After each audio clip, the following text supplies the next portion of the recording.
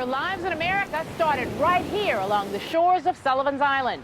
Between 1700 and 1775, over 200,000 West Africans were brought to Sullivan's Island to be sold as slaves in America. Many were sold in Charleston. Others were taken to the Sea Islands of South Carolina and became known as the Gullah Geechee people.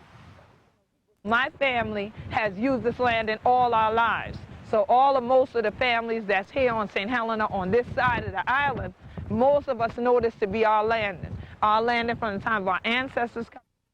And that landing leads to this beautiful 10-acre tract on St. Helena Island, a barrier island near Beaufort, where Marquetta Goodwine and her family have lived since the 1800s.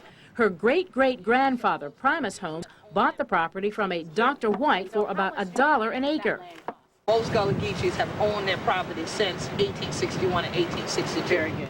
Goodwine is a descendant of Gullah Geechees that she explains were brought to the U.S. on slave ships from the west coast of Africa, known as the Rice Coast. All the way from the Senegambia down to Angola, and some people even from Madagascar were the ones that became our ancestors as Gullah Geechees. The name Gullah Geechee was derived from their points of origin.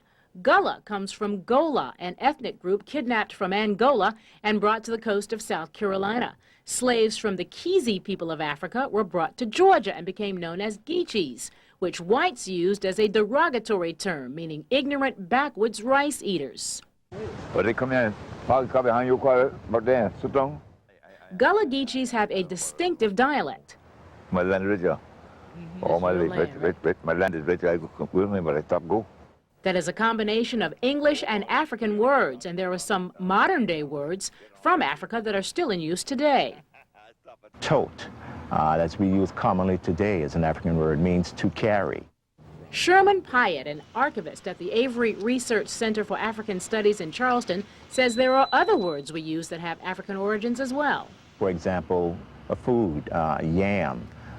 We find that inyami is an actual word that I think it could come from the Gambia, which means to eat something.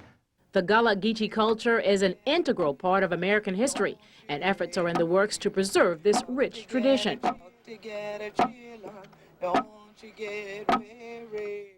Marquetta Goodwine pounds this centuries-old mortar, which was used by her ancestors for rice production. The bottom part is where you put your rice in there. Oh, okay. And then this part, the pestle, is what you use so that you beat off the husk. Oh. Goodwine is a Gullah Geechee, a descendant of slaves brought from West Africa to the Sea Islands of South Carolina. She and her family live on this plot of land on St. Helena Island that her great-great-grandfather purchased in 1862. She grew up listening to her relatives talking about how life was for them, stories passed down from generation to generation. She began to see movies and documentaries on TV that depicted low-country slaves, and she said they were inaccurate.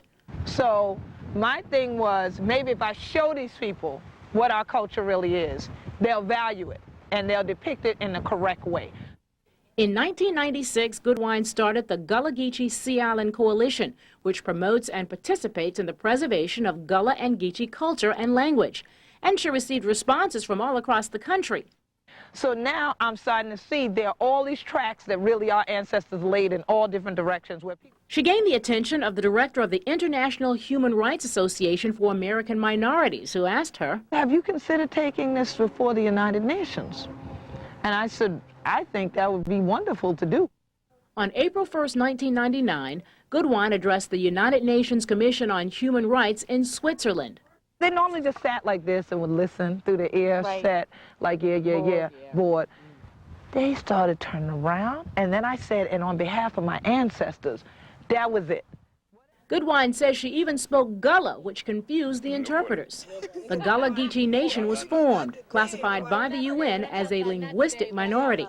So we have our own constitution, we have our own flag, we have the Wisdom Circle Council of Elders, that's my right hand, they're essentially like my cabinet. And Goodwine was made queen. Patrice Smith, ABC News.